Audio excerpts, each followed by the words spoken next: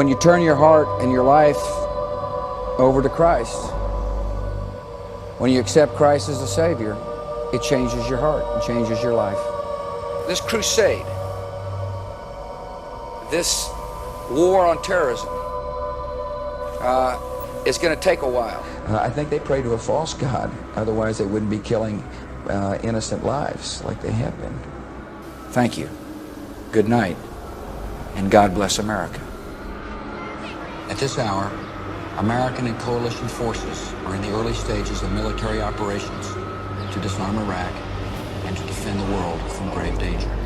On my orders, coalition forces have begun striking selected targets of military importance to undermine Saddam Hussein's ability to wage war.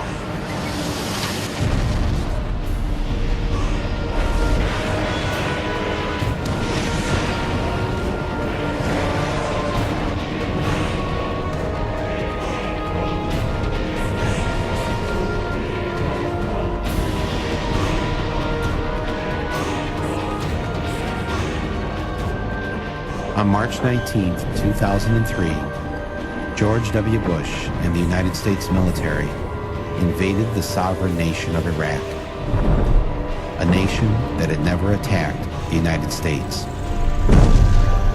a nation that had never threatened to attack the United States, a nation that had never murdered a single American citizen. Some soldiers call them Jesus rifles. That's because the sights on their guns, including this one used to train soldiers in Iraq, contain a secret coded reference to New Testament passages about Jesus Christ.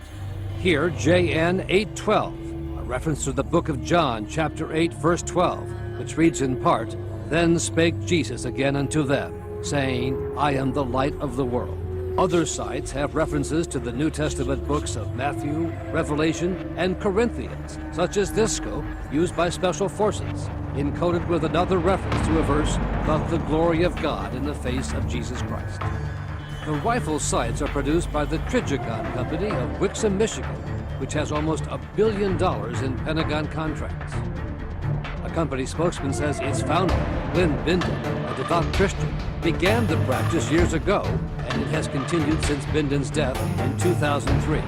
The Trigicon spokesman said there was nothing wrong or illegal about adding the biblical references to the military sites. Retired Major General William Nash commanded the 1st Brigade of the 3rd Armored Division during Desert Storm in Iraq. He is now an ABC News consultant. But I do have problems with military equipment being labeled in such a way that it seems like it's our God against their God. General Nash says the Pentagon should make the company remove the biblical codes. They should fix them all. They do a modification on the sites, take off those inscriptions, and if they fail to do that, they should be penalized monetarily. At the Pentagon, the Army and the Marines told ABC News they were unaware of the biblical codes until we contacted them. One of the really cool things that I like about this site. But on gun enthusiast and military websites, the presence of the New Testament references seem well known. As this gun reviewer pointed out, the passage for the book of John. I love it. I love it. Yes, Trigicon, those guys are Christians. And, you know, they're just, in all of their different sites, they have verses on there. So just a little neat side note. For those of you who aren't Christians, well, you know, whatever. We received information just very recently from one of our clients indicating that the rifle was referred to as the spiritually transformed firearm of Jesus Christ. Even with the general order against religious proselytizing, biblical references on the rifle sites is only the latest example of a clash in the U.S. military over Christian symbols and preaching in Iraq and Afghanistan. 2 years ago in Afghanistan, American documentary filmmaker Brian Hughes saw boxes of New Testament Bibles published in Afghan languages.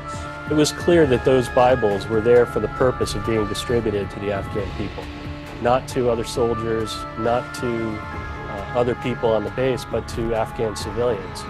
So it was clear that they were prepared to operate outside the boundaries of General Order Number 1. Filmmaker Hughes recorded U.S. Army Chaplain Gary Hensley in a provocative sermon at Bagram Air Base. You know, the special forces guys, they hunt men, basically. We do the same thing as Christians. We hunt people for Jesus. We do. We hunt them down. Get the hound of heaven after them. So we get them in the kingdom. Right? That's what we do. That's our business. Now the tiny biblical codes on the U.S. military rifle sights used by the Army and the Marines, as tiny as they are, seem certain to raise the issues again.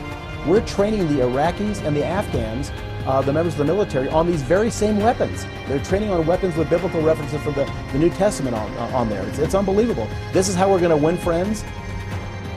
It's not known precisely how many of the rifle sights with the secret Bible codes are now in use by the military. But the Trigicon Company just received a $660 million contract to be the sole supplier to the U.S. Marine Corps, and its sights are the preferred choice of the U.S. Special Forces. As of tonight, the military was still trying to figure out what, if anything, plans to do about it. American people can understand. This crusade, this war on terrorism,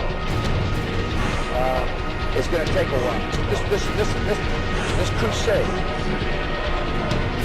this war on terrorism, is going to take a while. This crusade, this war on terrorism, is going to take a while. This crusade, this war on terrorism,